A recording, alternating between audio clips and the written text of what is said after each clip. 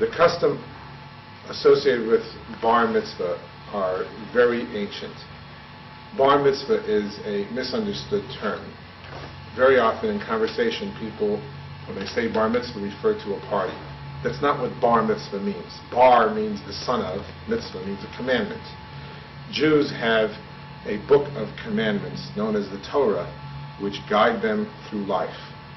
A Bar Mitzvah is that age when a child becomes obligated to fulfill the commandments of the Torah. Hence the expression Bar Mitzvah, literally, son of the commandments. The child is now obligated to keep the commandments. All of the commandments of the Torah, whether it be not to kill or not to steal, to keep the Sabbath, to keep the dietary laws, not to slander people, all of those things up until the age of 13 are not obligatory on a child. He becomes Bar Mitzvah whether or not there is a celebration, whether or not he attends the synagogue. When the child reaches 13, he automatically becomes Bar Mitzvah. Bar Mitzvah concept is as ancient as the Torah itself, which is to say that from the time there were mitzvahs, there was an age at which it became obligatory for a child to keep those mitzvahs. Jews all over the world celebrate Bar Mitzvahs. From the far-flung lands, there are different traditions exactly how it's celebrated. You go to Israel, at the Western Wall, you'll see practically every day, perhaps Mondays and Thursdays for sure, the days when they read the Torah, you'll see celebrations of Bar Mitzvahs. You'll see celebrations wherever there are Jews. As I said earlier, technically one is Bar Mitzvah whether or not there is a celebration. But indeed it is a universally accepted practice among Jews to celebrate the fact that a 13-year-old child is now obligated to keep the mitzvahs of the Torah. The tradition of Bar Mitzvah is celebrated in America in many different ways.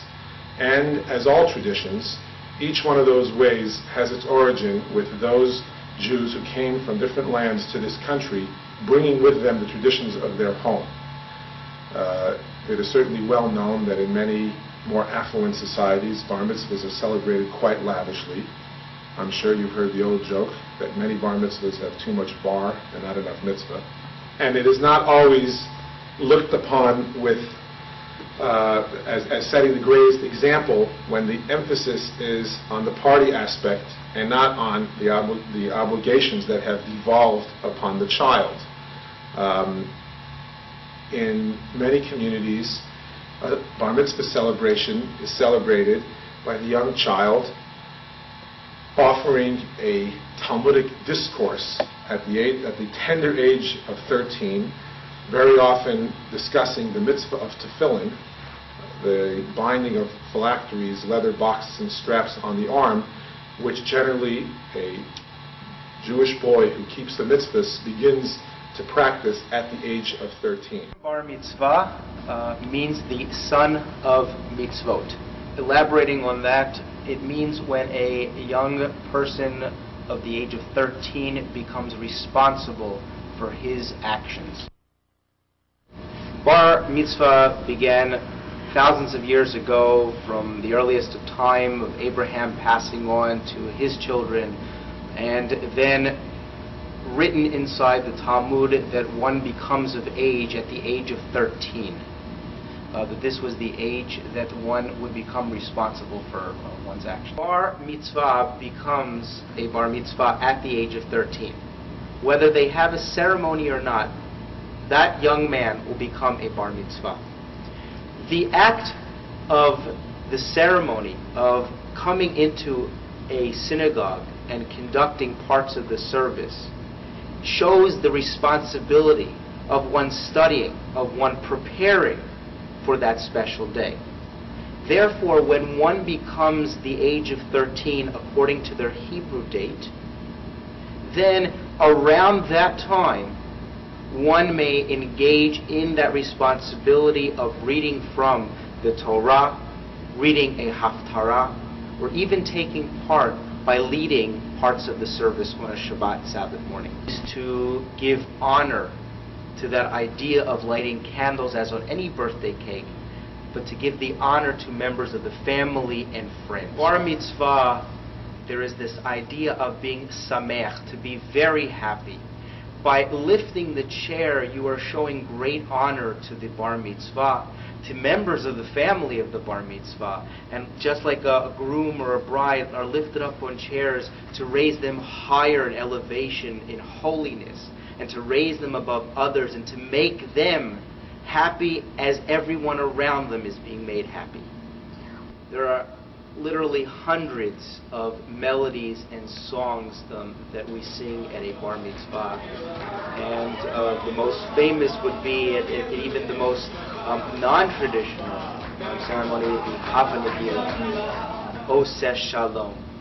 Songs like that we, in a sense, are able to do the Jewish dance, the Hora, that is to get into a circle and to dance around in that happiness.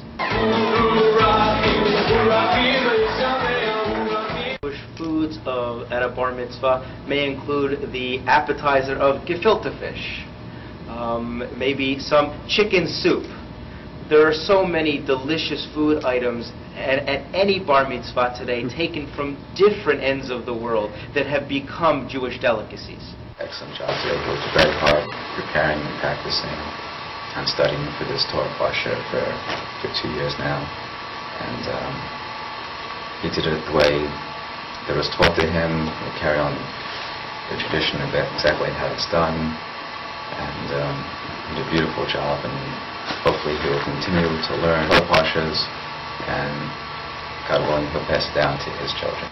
One of the wonderful aspects of the menorah, which my son exhibits, is that if you've ever looked at a menorah, you will see that the branches of the menorah and the wicks lean inward. And that's something very special, because that indicates that we should always look within ourselves for our inner strength. Today was really great. I love the music and the dancing, and I'm very happy that my parents threw this great party for me in honor of my Bar Mitzvah. And it just shows you how important a Bar Mitzvah is, that you could throw such a huge party just for it.